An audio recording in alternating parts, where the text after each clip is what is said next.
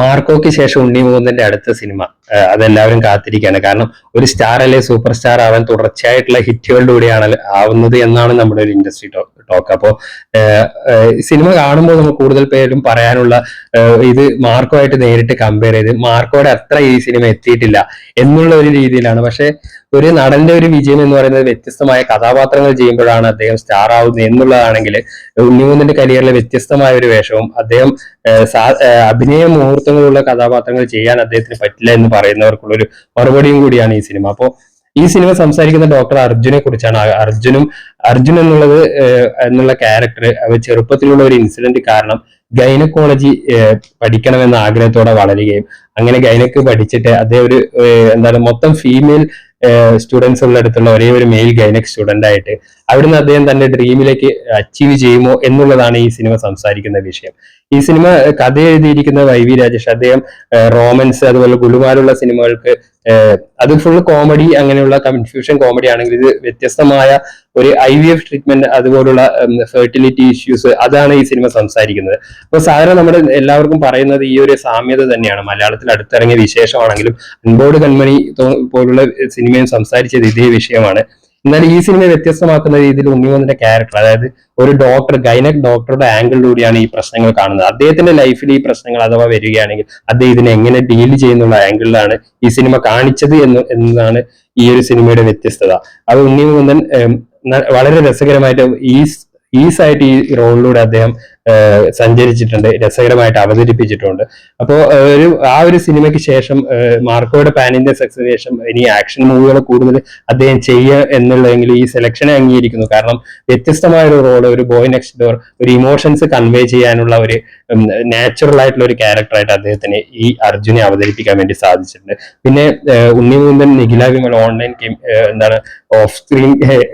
On screen chemistry ഇതിനകത്ത് ശരിക്കും കാണാൻ വേണ്ടി സാധിച്ചിട്ടുണ്ട്. നല്ല രസകരമായ അവരുടെ പ്രണയത്തെ തുടർന്ന വൈഫ് ഹസ്ബൻഡ് റിലേഷൻസും അവരുടെ ഇടയിൽ ഉണ്ടാകുന്ന ഇമോഷനെ രണ്ടുപേരും വളരെ നന്നായിട്ട്, അതായത് ചില ഡയലോഗ് ഡെലിവറി ക്ലോസപ്പിലുള്ള നിഖില വിമലിന്റെ ഇമോഷണൽ രംഗങ്ങളൊക്കെ വളരെ രസകരമായിട്ട് വളരെ അതിഗംഭീരമായിട്ട് തന്നെ അവതരിപ്പിച്ചിട്ടുണ്ട്. പിന്നെ ഈ സിനിമ സംസാരിക്കുന്ന വേറെ ആംഗിൾ ഡോക്ടർ പേഷ്യന്റ് റിലേഷൻഷിപ്പ്. ഒരു ഡോക്ടർ പേഷ്യന്റിനോട് എങ്ങനെയായിരിക്കണം, നിങ്ങൾ കാണുന്നത് പേഷ്യന്റിനെയാണോ അല്ല കസ്റ്റമറിനെയാണോ എന്നുള്ള ചോദ്യം. അങ്ങനെയുള്ള പല ഇൻസിഡൻസും നമ്മൾ വാർത്തകൾ വായിക്കുന്നുണ്ട്. ബിസിനസിന് വേണ്ടിയുള്ള, കൊള്ളലാഭത്തിന് വേണ്ടിയുള്ള മെഡിക്കൽ നെഗ്ലിജൻസ് നമ്മൾ കാണുന്നുണ്ട്. അതിനൊക്കെ എതിരെയുള്ള ടച്ച് ചെയ്ത് പോകുന്ന ഒരു കഥയാണ് ഈ സിനിമയിൽ വരുന്നത്. പിന്നെ ഇതിന്റെ ബാക്ക്ഗ്രൗണ്ട് മ്യൂസിക് കൊടുത്തിരിക്കുന്നത് സാം CS ആയതുകൊണ്ട് തന്നെ ചില തെലുഗു നമ്മുടെ വിജയ് ദേവരെ കൊണ്ട് അവരുടെ ആ ഡ്രാമകളിലുള്ള പോലത്തുള്ള ഫാമിലി ഡ്രാമ പോലത്തുള്ള ബാക്ക്ഗ്രൗണ്ട് സ്കോർ ഒരു മലയാള സിനിമ എന്നുള്ള ഒരു സ്വഭാവം ഇതിനെ മാറ്റി കൊടുക്കുന്നുണ്ട്. ആ ഒരു സ്വഭാവം, ആ BGM എന്ന് പറയുന്ന ഒരു മലയാള സിനിമ പോലെയല്ല ഒരു നമ്മുടെ സൗത്ത് ഇന്ത്യ ഒരു തമിഴ് തെലുഗു ടച്ച് തോന്നി സാം CSന്റെ BGMന്. പിന്നെ മൊത്തത്തിൽ നോക്കുകയാണെങ്കിൽ ക്യാരക്ടേഴ്സ് നല്ല പെർഫോമൻസ് ആണ്. ഇപ്പൊ സുധീഷും സുരഭിയും ഉണ്ണിമുകുന്ദനും തമ്മിലുള്ള റിലേഷനാണ് ശരിക്ക് പേഷ്യന്റ് ഫാമിലി റിലേഷനും അത് പേഷ്യന്റിന്റെ ഫാമിലിയായിട്ട് ഡോക്ടർക്കുള്ള റിലേഷൻ സംസാരിച്ച ആ ഭാഗങ്ങളും വളരെ നന്നായിട്ടുണ്ട്. പിന്നെ ഈ ഒരു ആവർത്തനമാണ് ഈ സിനിമയെ ചിലപ്പോ നമുക്ക് പറയുന്നത് ഇത് അതേ സബ്ജക്റ്റ് അല്ലേ, പക്ഷെ ഒരു ഡോക്ടറുടെ ആംഗിളും കാണുമ്പോഴാണ് ഈ സിനിമയ്ക്ക് വേറൊരു മാനം കൈവരുന്നത്. അപ്പോൾ 10 വർഷത്തിന് ശേഷം ഇപ്പൊ കോഹിനൂർ പോലുള്ള ആ കാലത്ത് അല്ലെങ്കിൽ കിളി പോലുള്ള കുറച്ച് കാര്യങ്ങൾ ചെയ്ത് കാലങ്ങൾക്ക് മുമ്പേ അദ്ദേഹം ചെയ്തു വെച്ച ഡയറക്ഷൻ വളരെ ഒരു ഗ്യാപ്പിന് ശേഷമാണ് ഈ സിനിമ വന്നിരിക്കുന്നത്. അപ്പോൾ ഈ ഒരു സബ്ജക്റ്റിനനുസരിച്ച രീതിയിൽ അദ്ദേഹത്തിന് സിനിമ ആ ഒരു ടെൻഷൻ നിലനിർത്തിക്കൊണ്ട് തന്നെ എന്നാൽ ആ ഒരു ഫീൽ ഗുഡ് എലമെന്റിൽ സിനിമ പൂർത്തീകരിക്കാൻ സംവിധായകന് സാധിച്ചിട്ടുണ്ട്.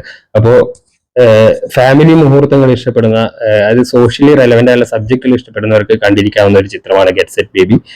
മാർക്കോയുടെ ബ്ലഡ് ഷെഡ് അതുപോലുള്ള മാസ് എലമെന്റ് മാത്രമല്ല, അഭിനയ മുഹൂർത്തങ്ങളുള്ള ബോയ് നെക്സ്റ്റ് ഡോർ ഇമേജും തനിക്ക് വഴങ്ങുമെന്ന് ഉണ്ണിമുകുന്ദൻ ഈ സിനിമയിലൂടെ തെളിയിച്ചിട്ടുണ്ട്. അപ്പോൾ സിനിമ കണ്ട നിങ്ങളുടെ അഭിപ്രായങ്ങൾ പങ്കുവയ്ക്കുക. Thank you.